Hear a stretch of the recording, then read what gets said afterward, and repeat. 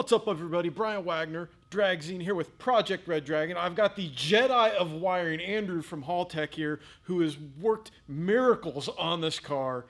We're going to cover in great detail some of the things he's done later, but right now we're going to talk tips and tricks because, you know, this started out when it rolled in here, it had the factory ECU, and now it's rolling out with an R3 and a fully wired harness. And it's something that when I first saw it, I'm like, flying lead, this is scary, stuff's not marked, kind of crazy. But you guys really took something that, you know, from a raw ingredient, made something awesome out of it. What we want to do is help our readers understand not to be scared of the flying lead in these harnesses. So we're going to talk to the Jedi guru master of this about the flying lead and how to wire one of these cars. So Andrew, when you get one of these things, what's the first thing that someone should do when they're trying to wire up an aftermarket harness with a flying lead? All right, so the first thing you guys want to do is plan out the build. What is this thing going to do? Are you drag racing? Are you drifting? What is it? What engine are you running? What are you going to run a turbo? Is it going to be blower? Do your homework. That's the very first tip. So it's very important to plan ahead. That way you don't want to, for lack of better terms, wire yourself into a corner, That's right? exactly right. And most of us have before, where we didn't actually figure out what we were doing, just went for it, and we ran into some issues. So even before, I think it's important to note, even before you start this whole process, the planning process, you know, I'm all about tools and materials to make sure you're doing the job right. So what are some of the tools that someone might need if they don't already have them, or some things they're going to want to have on their table to do this right the first time? All right, so the first tool is going to be a laptop, because with doing your Haltech install, you can use the tools that are actually provided in NSP and make an IO report. So that's number one. Make sure that you plan your build using the software. Now, from there, obviously you're going to need some tools to actually do what you're trying to do. So let's start with strippers, crimpers, cutters, and a multimeter. So a good set of crimpers, which you can actually get on our website. Shameless plug. Shameless plug. Shameless plug. But seriously, there are a lot of different options. You've got Amazon these days. That is a huge tool. Flush cut cutters. Don't fillet your arms with zip ties anymore. Get some flush cuts. Cut your zip ties flush. Now, crimpers, big deal. You need to figure out what terminals you're going to be crimping. You've got different things. You've got open barrel, closed barrel. Again, it can get a little daunting, but if you plan ahead, it's fine. If you know what you're going to be crimping, you can choose the crimpers correctly. I was going to say, that really just makes the job easier when you're not trying to take a tool that it's, you know, every tool has its purpose. That's the one right. it's designed for, the one I'm about to use it for. Right. And it's just easier to do a job like this with the right tools. Exactly. And then besides that, you talked about the crimpers and whatnot, materials, because you're going to need, you know, as complete as a flying lead harness comes, you still need some other stuff to wire this up, right? What do you need to have, you know, supplemental material wise? Okay, so you have a lot of different options here. So you can use tape. Everybody's seen a taped harness. It looks meh. I suggest getting a woven type loom. They have two different options. They've got a closed, which looks like this, which is a little more advanced. It's a little more painstaking, still very easy.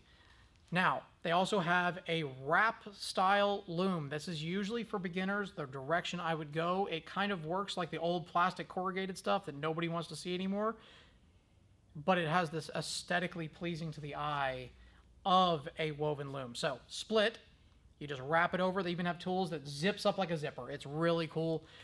Most of the places, you've got places like WireCare. Again, Amazon is your friend if you want a cheaper material. Now, if you want to go with a name brand for all of these things, WireCare is probably a really good place to go.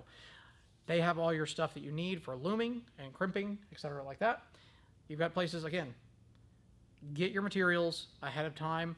Get more than you think you need, because you're probably going to screw up a few times on a first time.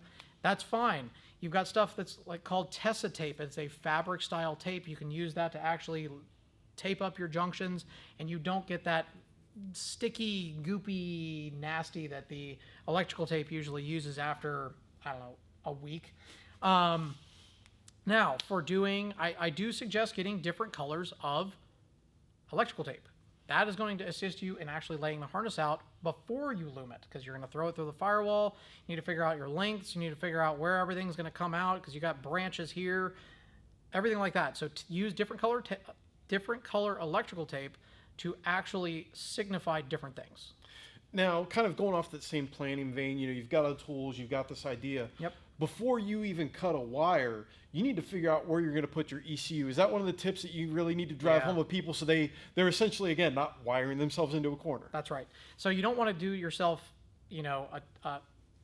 a bad favor. A favor. You don't want to screw yourself later. Yeah, I don't want to get to it. You don't want to, again, wire yourself into a corner and come up short. So you know how long your harness is. Place the ECU somewhere accessible so that you can go after this thing in the future. We're all at racetracks. You never have what you need at a racetrack, right? Make sure that you have access to your computer. Make sure you have access to the ECU, your wiring harness, stuff like that. Place your ECU in an accessible place that is not going to get wet when it rains, because you know it's going to. Yeah, it's you never say the R word at the track, but you basically want to keep your important electronics out of the elements. Yeah, and you don't want you also don't want your passengers to kick it if you're in a drifting road racing type of thing.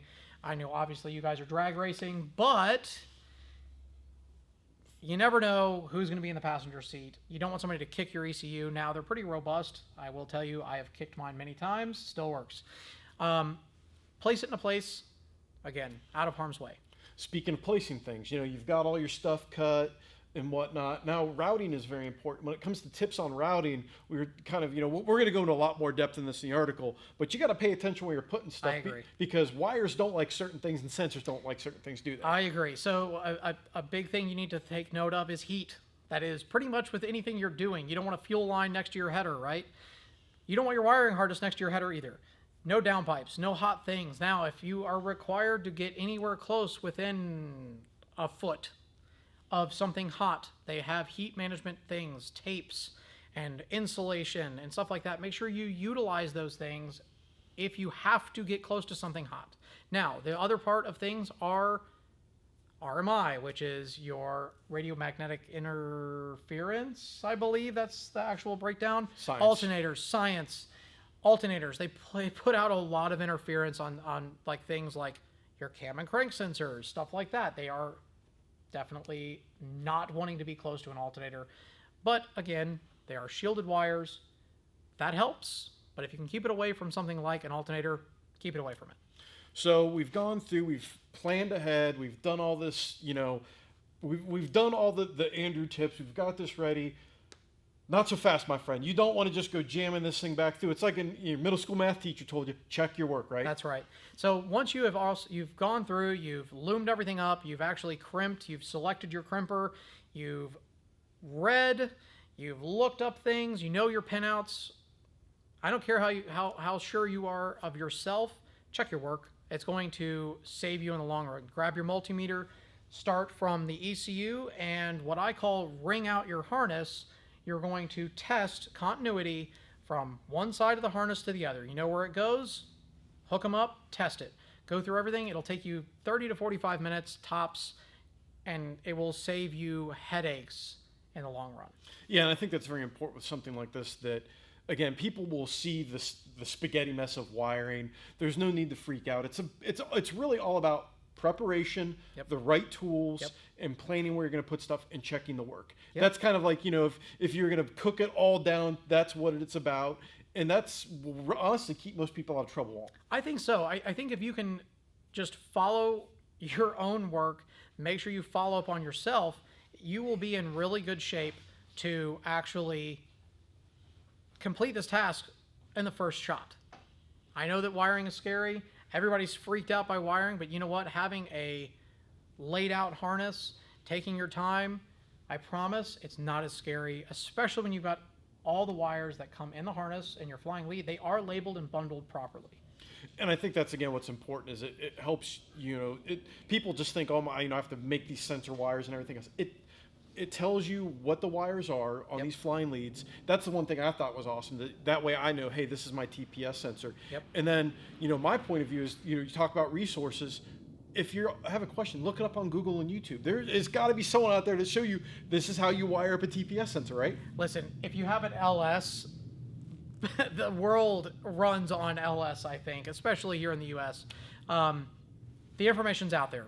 Take the time, look it up. You've got a lot of different resources. You've got Dragzine. They've got a lot of different resources trying to help you with other things. Guess what? There are a million places on the internet. I'm not telling you that they're all correct, but there are a lot of ways to find the schematics you need. And there are even times that you'll find places that you can buy the connector all in one hit. Yeah, and then just make a patch splice, you're good to go. Yep. So those are some great tips. Now, what's going to be awesome, folks, is make sure you check out the article we're linking below, because we go way into depth with Andrew and get some great information, explain the basics of this, and really kind of break down and take that fear away from, hey, I want to build a badass car. I've got a badass ECU. Learn to wire it. It's not that hard. Andrew, thank you so much for your time. We appreciate it. Yeah, thank you. Make sure you follow Project Red Dragon on Dragzine as we get her ready to go to the track and make some hits.